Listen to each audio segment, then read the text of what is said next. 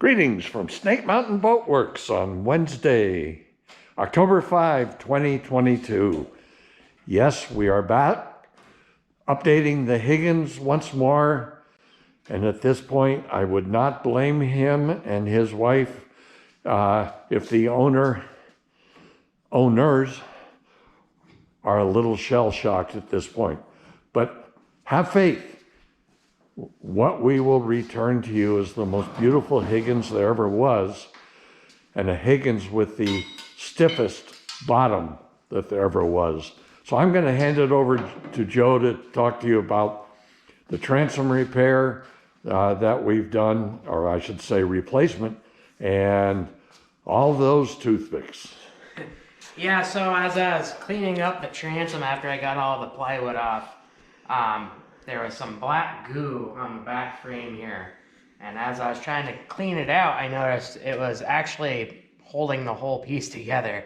There's a giant hole in here, hole over here. So what I did is I took it out, mocked out a new one, and it's in there right now because it's a laminated frame, which will be a lot stronger. Once that's done, then we'll be able to start replanking it again.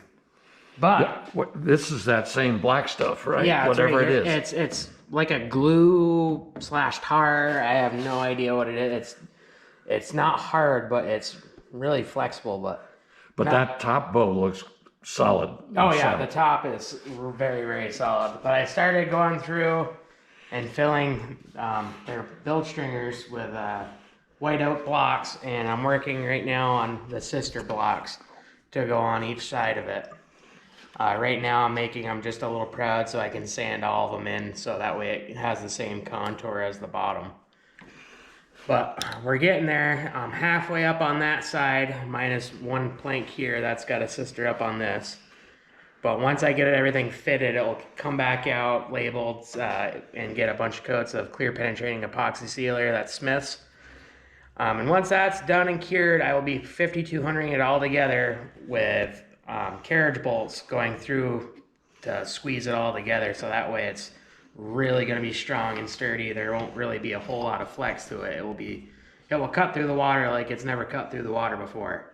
So am I right in saying this is going to be the strongest Higgins Speedster there ever was, separate from the amphibious landing craft, which of course were steel and obviously very stiff? But this puppy, we're putting a double planked 5200 bottom on this, right? Yes, we are. Oh, she's not going to move. She's just going to race across the top of the water. The engine is going to be a lot happier sitting in this hole rather than what it was before. And what are all these bristles?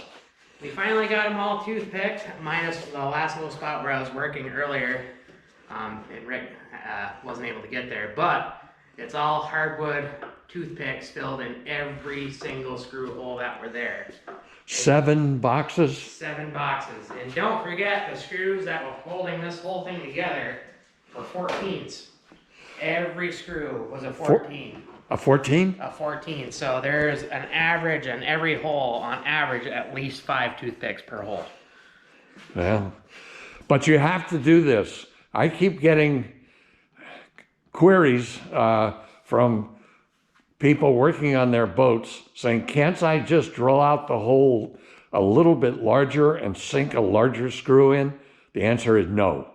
Fill them with toothpicks and Gorilla Glue, just like this. And then shave them all off and sand it fair.